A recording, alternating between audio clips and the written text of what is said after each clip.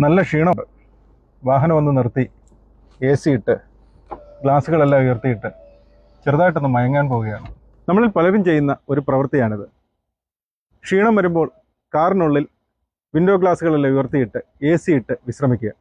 ചിലർ മണിക്കൂറുകളോളം കാറിനുള്ളിൽ വിശ്രമിക്കാറുണ്ട്. കുറച്ച് നാളുകൾക്ക് മുമ്പ് നമ്മളൊരു ദുരന്ത വാർത്ത കേട്ടു. മലയാളത്തിൻ്റെ ഒരു പ്രിയപ്പെട്ട നടൻ ഇതുപോലെ വിശ്രമിക്കവേ കാറിനുള്ളിലിരുന്ന് മരണപ്പെട്ട വാർത്ത. ഇതുകൂടാതെ കഴിഞ്ഞ ദിവസങ്ങളിൽ വീണ്ടും സമാനമായ ദുരന്ത വാർത്തകൾ കേൾക്കേണ്ടി വന്നു. കാർബൺ മോണോക്സൈഡാണ് അതിൻ്റെ വില്ലൻ എന്ന് നമ്മൾ അറിഞ്ഞു കഴിഞ്ഞു. എങ്ങനെയാണ് കാർബൺ മോണോക്സൈഡ് നമ്മുടെ കാറിനുള്ളിൽ കടക്കുന്നത്?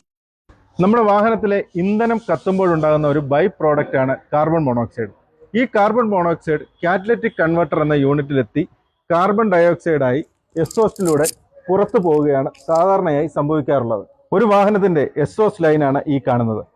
നമ്മൾ നേരത്തെ സൂചിപ്പിച്ച പോലെ ഇന്ധനം കത്തുമ്പോൾ എക്സോസ്റ്റിലൂടെ വരുന്ന കാർബൺ മോണോക്സൈഡ് കാറ്റലിറ്റിക് കൺവെർട്ടറിലെത്തി കാർബൺ ഡയോക്സൈഡായി പുറത്തേക്ക് പോകണം.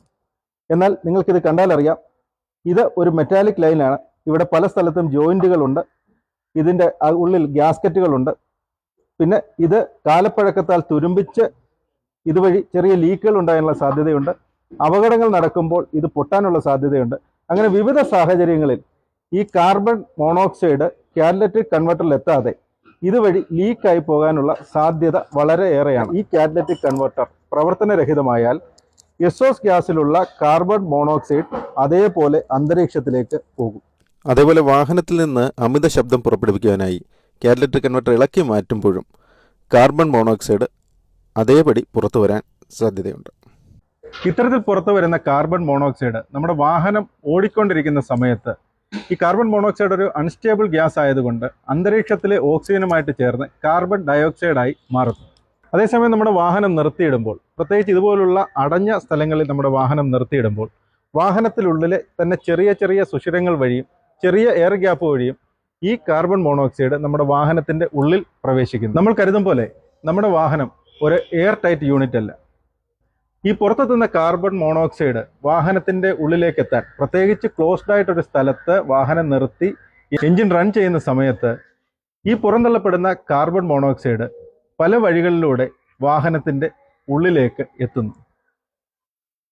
നമ്മൾ വാഹനത്തിൽ കയറിയിരുന്ന ഗ്ലാസുകളെല്ലാം ഉയർത്തിയിട്ട് എൻജിൻ ഓണാക്കി AC ഇട്ട് വാഹനത്തിൽ വിശ്രമിക്കുമ്പോൾ വാഹനത്തിൽ അകപ്പെട്ട കാർബൺ മോണോക്സൈഡ് ശ്വസിച്ച് നമ്മുടെ ഉള്ളിലെത്തുമ്പോൾ ഓക്സിജനുമായി ചേർന്ന് കാർബോക്സി ഹീമോഗ്ലോബിൻ എന്ന ഘടകമുണ്ടാകുന്നു. ഇത് കാരണം നമ്മുടെ ശരീരത്തിലെ കോശങ്ങൾക്ക് വേണ്ടത്ര ഓക്സിജൻ കിട്ടാതെ വരികയും ശാരീരികമായ അസ്വസ്ഥതകൾ പ്രകടിപ്പിക്കുകയും ആദ്യം അബോധാവസ്ഥയിലേക്കും മരണത്തിലേക്കും പോവുകയും ചെയ്യും.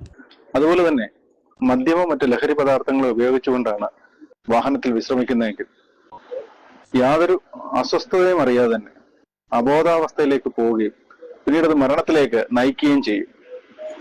വാഹനങ്ങൾ നമ്മുടെ യാത്രയ്ക്ക് വേണ്ടിയിട്ടുള്ള ഉപാധിയാണ്. നമ്മുടെ വാഹനങ്ങളെ നമ്മുടെ വീടായിട്ടോ ഓഫീസായിട്ടോ വിശ്രമ കേന്ദ്രങ്ങളായിട്ടോ കഴിവതും ഉപയോഗിക്കാതിരിക്കുക.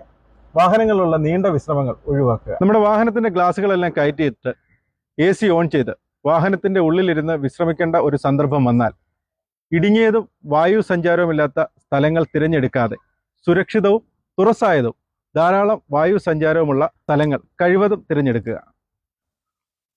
അത്തരത്തിൽ വിശ്രമിക്കുമ്പോൾ തന്നെ വാഹനത്തിൻ്റെ ഗ്ലാസുകളെല്ലാം പൂർണ്ണമായി ഉയർത്തിയിടാതെ വായു സഞ്ചാരത്തിനായി അല്പം ഗ്യാപ്പ് ഇട്ടുകൊടുക്കുക. നമ്മുടെ വാഹനത്തിൻ്റെ എക്സോസ്റ്റ് സിസ്റ്റത്തിലെ തകരാറ് മൂലമാണ് കാർബൺ മോണോക്സൈഡ് എന്ന വില്ലൻ പലപ്പോഴും അന്തരീക്ഷത്തിലേക്ക് എത്തുന്നത്. നമ്മുടെ വാഹനത്തിൻ്റെ എക്സോസ്റ്റ് സിസ്റ്റം നിരന്തരമായി പരിശോധിക്കുക. ഏതെങ്കിലും രീതിയിലുള്ള എക്സോസ്റ്റ് ഗ്യാസ് ലീക്കുകളോ ശബ്ദങ്ങളോ ഉണ്ടെങ്കിൽ തീർച്ചയായും നിങ്ങളുടെ വാഹനം അടുത്തുള്ള വർക്ക്ഷോപ്പിൽ എത്തിക്കേണ്ടതാണ്. എല്ലാ പ്രമുഖ കാർ നിർമ്മാതാക്കളും അവരുടെ മാനുവലിൽ തന്നെ ഈ കാര്യം വ്യക്തമാക്കിയിട്ടുണ്ട്. കാറിൻ്റെ കാറ്റലിറ്റിക് കൺവെർട്ടർ ഇളക്കി കാറിന് അമിത ശബ്ദം വരുത്തുന്ന ഒരു പ്രവണത പലപ്പോഴും കണ്ടുവരുന്നുണ്ട്. ഗുരുതരമായ ഒരു ദുരന്തമാണ് ഈ പ്രവൃത്തി മൂലം നിങ്ങൾ വിളിച്ചു വരുത്തുന്നത്. അപ്പോൾ ഇത്തരത്തിലുള്ള ചെറിയ കാര്യങ്ങൾ ശ്രദ്ധിച്ചാൽ ഇതുപോലുള്ള വലിയ ദുരന്തങ്ങൾ നമുക്ക് ഒഴിവാക്കാൻ പറ്റും. ഇതുപോലുള്ള വീഡിയോയുമായി നമുക്ക് വീണ്ടും കാണാം. നന്ദി.